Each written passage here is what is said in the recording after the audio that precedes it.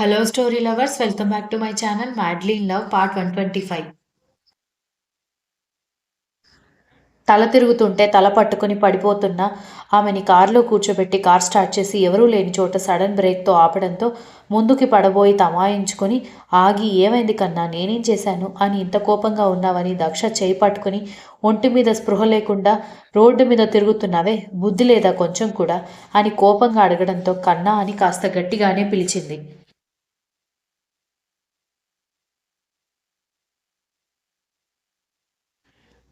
ఏంటి నోరు లేస్తోందని గట్టిగా అడగడంతో దెబ్బకి కుక్కపిల్లలాగా ముడుచుకుపోవడంతో అలా ఎక్కడ పడితే అక్కడ కూర్చోకూడదని కూడా సెన్స్ లేదా నీకు అనగానే ఆశ్చర్యపోయి చూస్తూ ఉంటే ఎవరైనా వస్తే నేనెందుకు కూరుకుంటాను అనగానే ఇలాంటి ఓవర్ యాక్టింగ్ డైలాగ్స్ నా దగ్గర యూజ్ చేయకు అని సీరియస్గా చెప్పి స్టీరింగ్ మీద గట్టిగా కొట్టడంతో ఒక్కసారిగా హార్న్ మోగేసరికి చెవులు గట్టిగా మూసుకుంది.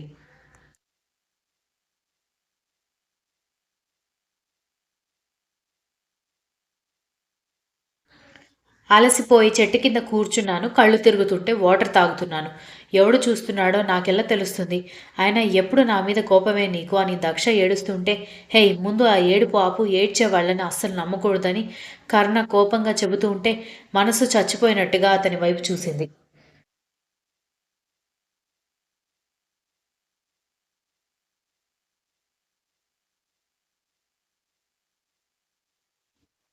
అవును. ఏడ్చే ఆడదాన్ని, అందులో ఏడ్చే నన్ను అస్సలు నమ్మకూడదు, నమ్మకండి అని కళ్ళు, ముక్కు తుడుచుకుంటూ ఏడుస్తూ ఉంటే, ఈరోజు నువ్వు లేట్ నైట్ వరకు వర్క్ చేయాలి.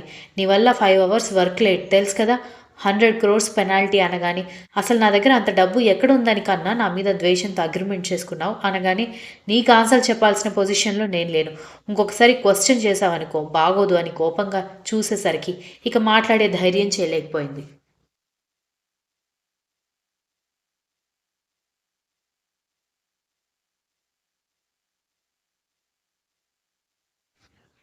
కర్ణ కార్ స్టార్ట్ చేసి 2 గంటల్లో వెళ్ళాల్సిన డిస్టెన్స్‌కి అరగంటలో ఆఫీస్ ముందు ఆపేసరికి ముందుకు పడబోయేది కాస్త కంట్రోల్ చేసుకుని సీట్ విండో గట్టిగా పట్టుకోవడంతో తనను తాను తమాయించుకోగలిగింది దక్ష. ఆఫీస్ కనిపించగానే కర్ణ వైపు చూస్తుంటే get out from the car and start the work అని చెప్పడంతో తలాడించి వెళ్ళిపోయింది.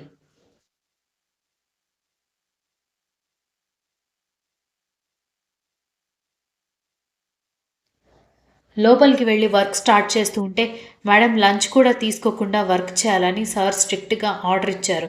ఒకవేళ మీరు గనక లంచ్ చేయడం సార్‌కి తెలిస్తే మిమ్మల్ని ఏమీ చేయరు గానీ, నా ఉద్యోగంతో పాటు స్టాఫ్ అందరి ఉద్యోగాలు పీకేస్తానని చెప్పాడు అనగానే దక్ష షాక్ అయ్యి వద్దులేండి. నా వల్ల మీరందరూ ఇబ్బంది పడకూడదు. నేను దానికి హామీ ఇస్తున్నాను. అయినా తినకుండా అసలు తిండి గురించి మర్చిపోయి పని చేయడం నాకు అలవాటై చాలా రోజులైంది. మీరేం బెంగ పెట్టుకోకండి. మీ ఉద్యోగాలకొచ్చిన ఢోకా ఏమీ లేదు అని చెప్పి వర్క్ ఎలా చేయాలో ఇన్‌స్ట్రక్షన్స్ ఇస్తూ తను కూడా వర్క్ చేయసాగింది.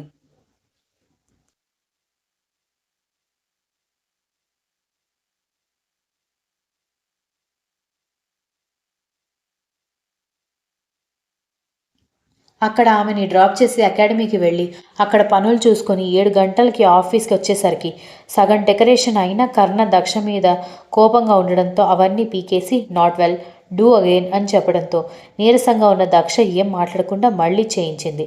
పైగా వీళ్ళేమైనా నెగ్లెక్ట్ చేస్తున్నారేమోనని వీలైనంత వరకు తను కూడా దగ్గరుండి డెకరేట్ చేస్తూ తప్పు జరిగిన చోట తనే అన్నీ ప్రాపర్‌గా ఉండేలా అరేంజ్ చేస్తూ రాత్రి 10 అయిపోయింది. అసలు ఇంటి నుంచి వెళ్ళేటప్పుడు ఏమీ తినకపోవడంతో ఉదయం నుంచి కడుపులో ఏమీ లేక కళ్ళు తిరగడం స్టార్ట్ అయిపోయింది.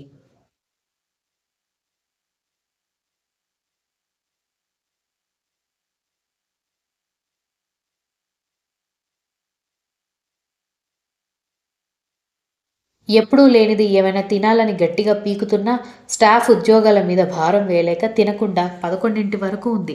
ఇక తన వల్ల కాక స్పృహ తప్పి పడిపోతే డెకరేషన్ అంతా పూర్తయ్యేసరికి ఇంకా ఉంటే వర్క్ చెప్పి విసిగిస్తాడని స్టాఫ్ అంతా వెళ్ళిపోయి ఆమె కింద వర్క్ చేసే వాళ్ళు కూడా వెళ్ళిపోతే కర్ణ 12 గంటలకి బయటకొస్తూ ఆఫీస్ అంతా చెక్ చేసి ఎవరో ఒక చోట పడుకున్నట్టుగా అనిపించడంతో దగ్గరికి వెళ్ళి ఫ్లాష్ లైట్ ఆన్ చేసి చూసేసరికి దక్ష కనిపించడంతో ఆమెని 2 చేతుల్లో ఎత్తుకొని తీసుకెళ్లి పర్సనల్ రూమ్‌లో ఉన్న బెడ్ మీద పడుకోబెట్టి మొహం మీద నీళ్లు కొట్టాడు కానీ అసలు స్పృహలోకి రాలేదు.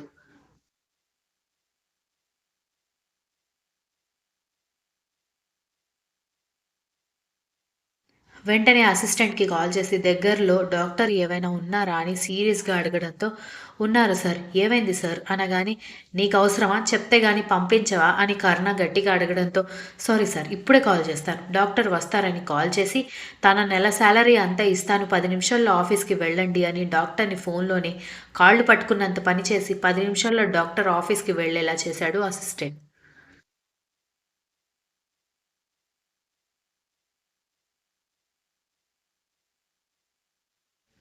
డాక్టర్ ఆఫీస్‌కొచ్చి పేషెంట్ ఎవరని అడగడంతో దక్ష వైపు కర్ణ చూపించేసరికి వెళ్లి ఆమె పల్స్, హార్ట్ బీట్, కళ్ళు చెక్ చేసి బలానికి ఇంజెక్షన్ ఇచ్చి ఆమె ఏమీ తిన్నట్టుంది.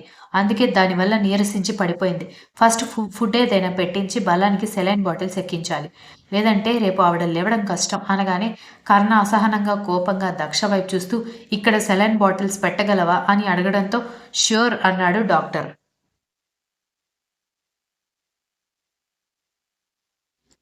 దాంతో వెంటనే లేట్ నైట్ ఉండే క్యాంటీన్ స్టాఫ్‌ని పిలిపించి ఆమెకి ఫుడ్ అరేంజ్ చేయించి, దక్షని కూర్చోబెట్టి ఫుడ్ తిను అని చెప్పాడు.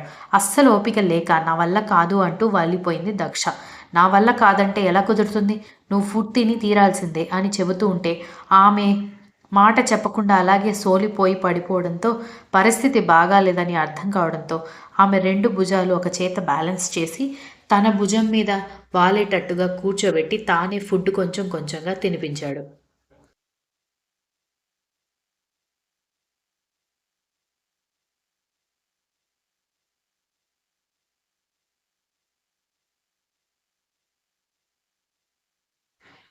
ఆకలిగా ఉండేసరికి ఓపిక లేకపోయినా కళ్ళు మూసుకొని భోజనం తింటున్న దక్షని చూస్తూనే మనుషుల్ని ఇరిటేట్ చేసి తిట్లు తిని ఈ పరిస్థితికి రావడం నీకెందుకే ఇంత సరదా? నీ మీద ఎంత ప్రేమ ఉన్నా నీ మొహం చూస్తుంటే అంత చిరాకొస్తుంది అనుకున్నాడు. ఎలాగోలా ఫుడ్ అంతా ఫినిష్ చేసి డాక్టర్ అని పిలవడంతో లోపలికొచ్చి డాక్టర్ చెక్ చేస్తూ అంతకుముందు సరిగ్గా చూడక ఆమె చెంపల మీద ఉన్న కన్నీటి చారికలు చూసి సార్ కొంచెం లోపలికొస్తారా అనగానే కర్ణ లోపలికి వెళ్ళి ఏంటి అని అడగడంతో ఆ అమ్మాయి చెంపల మీద ఏంటా కన్నీళ్ల మరక? ఏమైంది? అసలే ఏమీ తినని అమ్మాయిని అలా ఏడిస్తే నీరసించిపోక ఇంకేం జరుగుతుంది? అన్నాడు డాక్టర్.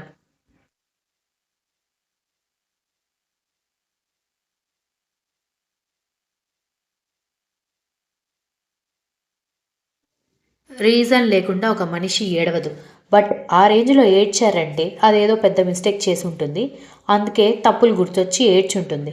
నువ్వదంతా వదిలేసి ట్రీట్మెంట్ మీద మాత్రం కాన్సంట్రేట్ చెయ్యి అని సీరియస్‌గా చెప్పి, కర్ణ బయటికి వెళ్ళిపోవడంతో టిపికల్‌గా ఉన్నాడు మనిషి అని డాక్టర్ విచిత్రంగా చూస్తూ సెలైన్ బాటిల్ పెట్టి పైపెచ్చు ఇంజెక్షన్స్ కూడా వేశాడు డాక్టర్. అప్పటికే రాత్రి 1:30 అవుతూ ఉంటే కర్ణ ఇంకా ఇంటికి రాలేదని తెలుసుకున్న బామ్మ కర్ణకి ఫోన్ చేసింది.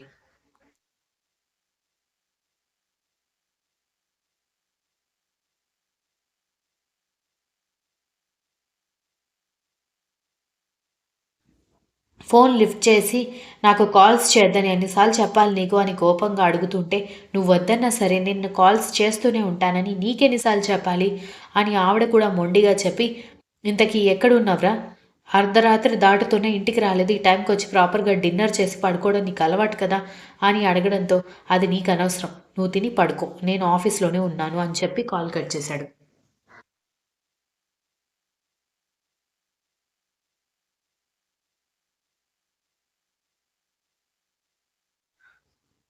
బండ విధవ. ఒక్కదానికి సరిగ్గా ఆన్సర్ చెప్పడం తిట్టుకుంటూ వెళ్లి పడుకుంది ఆవిడ. దాదాపు 2 గంటలు సెలైన్ బాటిల్స్ పెట్టిన తర్వాత తెల్లవారుజామున 4 గంటలకి స్పృహలోకొచ్చిన దక్షని చూసి how are you feeling now? ఏమైనా నీరసంగా ఉందా? అనగానే కొంచెం ఉంది అని చేతికి పెట్టిన సెలైన్ బాటిల్‌ని చూసి అతను వేసుకున్న కోట్ చూసి డాక్టర్ అని అర్థమై ఇంకా ఆఫీస్‌లోనే ఉన్నానని అర్థం కావడంతో మిమ్మల్నెవరు పిలిపించారు? అని అడిగింది.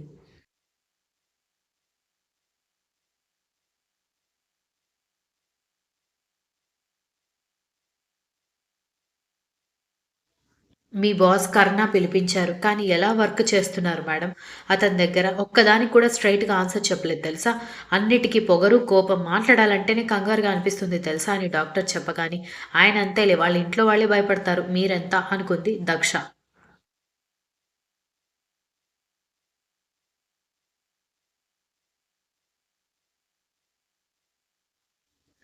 ఇంకొంచెం లిక్విడ్ ఉంది. అది కూడా ఎక్కిన తర్వాత డ్రిప్స్ తీసేస్తాను. అయినా ఫుడ్ తీసుకోకుండా వర్క్‌కి ఎలా వచ్చారు మేడం? అసలు అలా ఎలా వర్క్ చేయాలనుకున్నారు? ఎంత స్ట్రాంగ్ మనిషి అయినా 3 పూటల్లో ఒక్క పూటైనా ఫుడ్ తింటేనే కదా వాడు పని చేయగలిగేది అని డాక్టర్ అడగడంతో వర్క్ ఎక్కువగా ఉండడం వల్ల తినలేకపోయాను డాక్టర్. నా కండిషన్ ఏంటి ఏం ప్రాబ్లమ్ లేదు గదా అనగానే ఇప్పటికైతే లేదు. మీరు ఇదే పద్ధతి కంటిన్యూ చేస్తే ఫ్యూచర్‌లో చాలా ప్రాబ్లమ్స్ ఒస్తాయి. సో ప్రాపర్‌గా ఫుడ్ తీసుకోండి అంటూ హ్యాండ్ షేక్ ఇచ్చి టేక్ కేర్ అంటూ బయటకొచ్చి ఆ అమ్మాయికి స్పృహ వచ్చింది. నా పేమెంట్ ఇస్తే నేను వెళ్ళిపోతాను అన్నాడు డాక్టర్.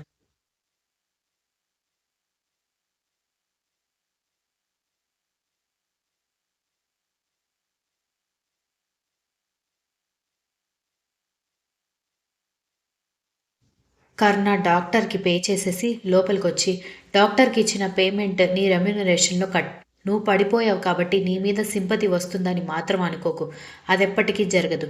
ఇక బయలుదేరు ఇంటికి" అనగానే అతన్ని బాధగా చూస్తూ దుఃఖం తన్నుకొస్తున్నా బయటకి చెప్పలేక లేవడానికి ట్రై చేసింది కానీ తలంతా తిరిగినట్టుగా అనిపించడంతో స్లిప్ అయి పడ్డంతో ఇడియట్ అని అరుస్తూ ఆమెని పట్టుకున్నాడు.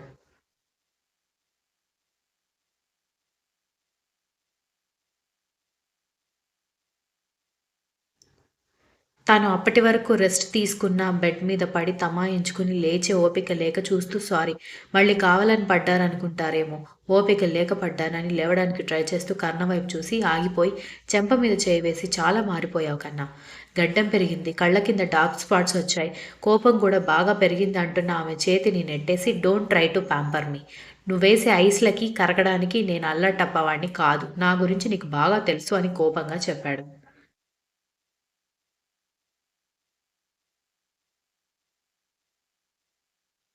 దక్ష నీరసంగా నవ్వి నా ప్రేమ అందరికీ ఓవర్ యాక్షన్ లాగే అనిపిస్తుంది కన్నా. కానీ నీ మీద ప్రేమతోనే నేనెన్నెన్ని త్యాగాలు చేస్తున్నానో నాకు మాత్రమే తెలుసు. మేబీ అది నా పిచ్చితనం కావచ్చు కానీ నేనేం చేసినా నీకోసమే. మొత్తం ప్రపంచమంతా జల్లెడ పట్టినా నీలో 1% గొప్పతనం ఉన్నవాడు కూడా నాకు దొరకడు. అలాంటి నిన్నొదిలేసి వెళ్ళిపోయానంటే నేనెందుకు అలా చేశానో నా పరిస్థితి గురించి ఒక్కసారి ఆలోచించు కన్నా. నువ్వు మళ్ళీ నన్ను తిరిగి నీ పంచన చేర్చుకోకపోయినా నేను బాధపడను కానీ నువ్వు తప్పుగా అర్థం చేసుకుంటేనే గుండె మొలిపెట్టేసినట్టుగా ఉంటుందని బాధగా చెప్పింది.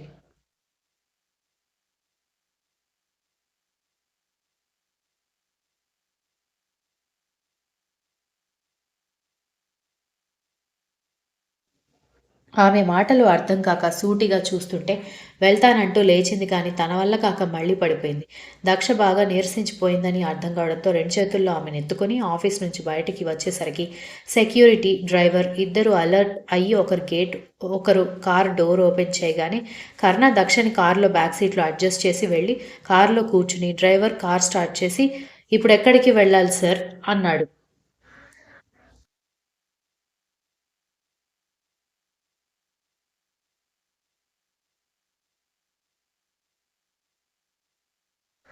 గెస్ట్ హౌస్ అని కర్ణ చెప్పడంతో డ్రైవర్ కార్ స్టార్ట్ చేయగానే కార్ వెళ్ళడానికి వీలుగా వాచ్మెన్ గేట్ ఓపెన్ చేశాడు. కర్ణ కార్ ఆఫీస్ కాంపౌండ్ దాటగానే వాచ్మెన్ గేట్ క్లోజ్ చేసుకుని ఆఫీస్ లోపలికి వెళ్ళి అన్ని లైట్స్ ఆఫ్ చేసి మెయిన్ రూమ్స్ అన్నిటికీ లాక్స్ వేసేసి బయటకు వచ్చేశాడు సెక్యూరిటీ వ్యక్తి.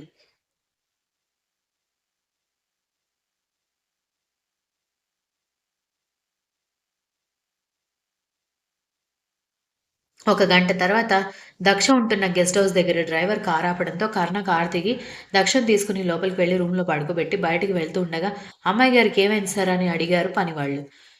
వాళ్ళకెలాంటి ఆన్సర్ చెప్పకుండా కర్ణ ఇంటికి వెళ్ళిపోయాడు.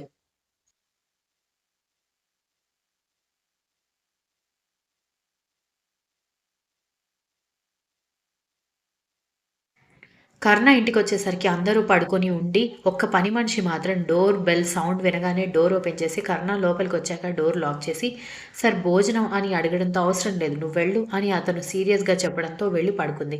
కర్ణ రూమ్‌లోకి వెళ్లి షర్ట్ బటన్స్ తీస్తూ ఉండగా, చిన్నగా గజ్జె మోగినట్టుగా సౌండ్ వచ్చేసరికి, షర్ట్ అంతా ఒకసారి దులిపేసరికి ఏదో ఎగిరి వెళ్లి పడ్డంతో దాన్ని చేతిలోకి తీసుకున్నాడు.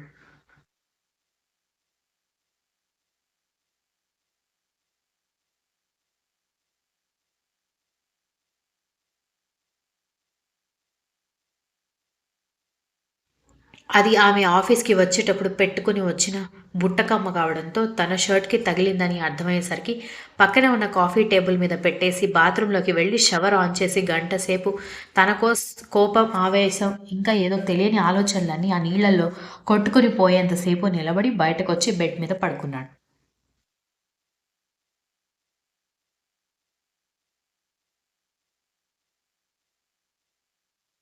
ఎంత పడుకోవడానికి ట్రై చేసినా దక్ష మాట్లాడిన మాటలు జ్ఞాపకం వస్తూ ఉంటే కళ్ళు తెరిచి బాల్కనీ నుంచి లోపలికి పడుతున్న వెండి వెన్నెల వెలుతుర్ని చూస్తూ ఆ రాత్రిని నెట్టేశాడు. ఉదయాన్నే లేచి జిమ్ రూమ్లోకి వెళ్ళి వర్కౌట్స్ చేసి గ్రీన్ టీ తాగి బ్రేక్ఫాస్ట్ చేసి ఆఫీస్కి రెడీ అవుతూ ఉండగా నిన్న ఏ టైంకి వచ్చావురా, నీకెందుకు ఇంత లేట్ అయింది అని అడిగింది మనవడి రూమ్లోకి వచ్చిన బామ్మ.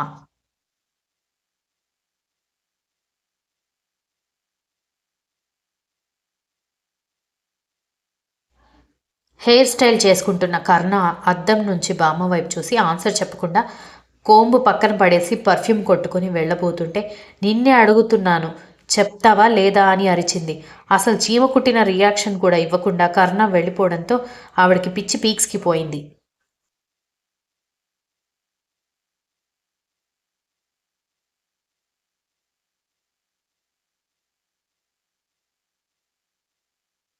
ఆవిడ వడివడిగా కిందకొచ్చేసరికి కర్ణ వెళ్ళిపోయాడని పనివాళ్లు చెప్పడంతో ఇదంతా దానివల్లే అయ్యుంటుందని కోపంగా అనుకుంటూ కూర్చుండిపోయింది. ఉదయాన్నే లేచిన దక్షకి రాత్రి కర్ణ తీసుకొచ్చి తనని వదిలిపెట్టాడని పనివాళ్లు ద్వారా తెలుసుకొని ఫ్రెష్ అయ్యి రెడీ అయ్యి బ్రేక్ఫాస్ట్ చేసి లంచ్ బాక్స్ తీసుకొని ఆఫీస్కి బయలుదేరింది.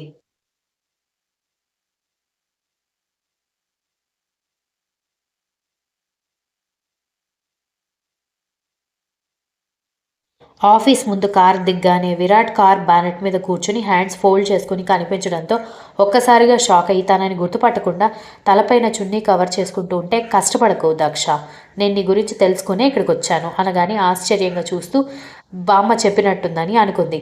అసలు ఏం జరుగుతుంది దక్ష ఇక్కడ? చెప్పా పెట్టకుండా ఎక్కడికి వెళ్ళిపోయావు? ఇన్ని రోజులు ఎక్కడున్నావు? సంవత్సరం తర్వాత తిరిగొచ్చి వాడి దగ్గర పని చేస్తున్నా వాడెందుకు మాకు చెప్పలేదు? బామ్మ ఏదేదో చెప్తోంది అవన్నీ నిజమేనా అని అడిగాడు విరాట్.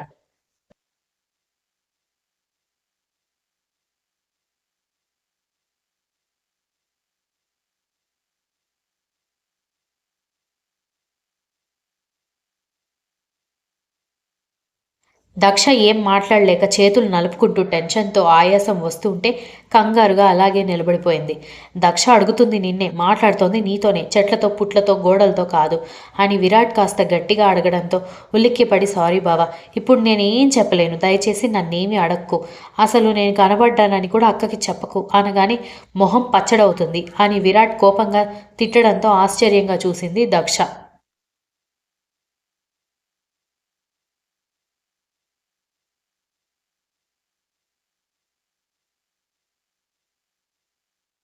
నీ గురించి ఆలోచిస్తూ మీ అక్క సరిగ్గా నిద్రపోవట్లేదు, సరిగ్గా తినట్లేదు. తను ఇప్పుడు 6 నెలల గర్భవతి. నీ వల్ల మీ అక్క వల్ల నా బేబీ సఫర్ అవుతోంది కడుపులో. ఇప్పుడు కూడా నిన్ను కనిపెడుతోంది నీ మీద అభిమానంతో కాదు, నా భార్య బిడ్డ సుఖంగా ఉండడం కోసం. ఇప్పుడు కనిపించి కూడా అక్కకి చెప్పొద్దు అంటున్నావంటే నీ పాటికి నువ్వు నీ పనులు చేసుకుంటూ పోతుంటే నా బిడ్డ అనారోగ్యంతో పుట్టాలా అని కోపంగా అడిగాడు విరాట్.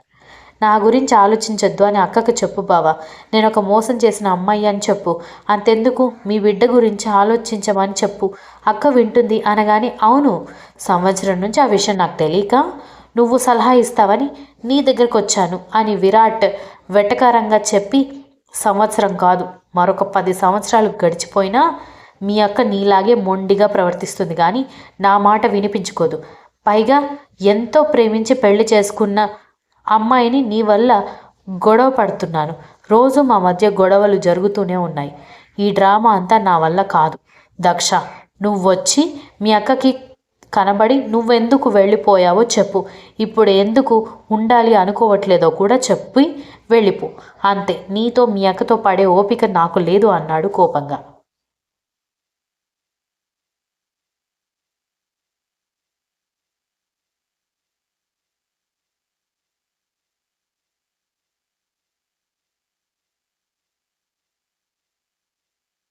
అది కాదు బావా అంటున్న దక్ష చేయి పట్టుకుని పద మీ అక్క దగ్గరికి అని తీసుకువెళ్తున్న విరాట్ చేతిని గట్టిగా పట్టుకున్నాడు ఎవరో. continues. If you like this story, please like, share, comment, and don't forget to subscribe.